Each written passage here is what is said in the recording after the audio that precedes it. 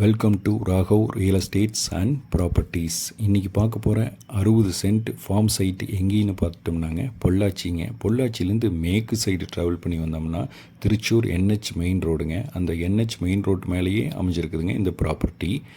இது ஒரு 60 send form site தான் நம்ம இன்றைக்கி பார்க்க போகிறோங்க.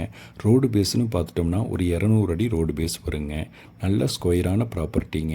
என்ஹெச் ரோட்டு மேலேயே அமைஞ்சிருக்குதுங்க இந்த ப்ராப்பர்ட்டி. சுற்றி ஃபென்ஸ் பண்ணியிருக்குங்க. நல்ல இன்வெஸ்ட்மெண்ட்டுக்கு சூப்பரான சூட்டபிளான ப்ராப்பர்ட்டிங்க.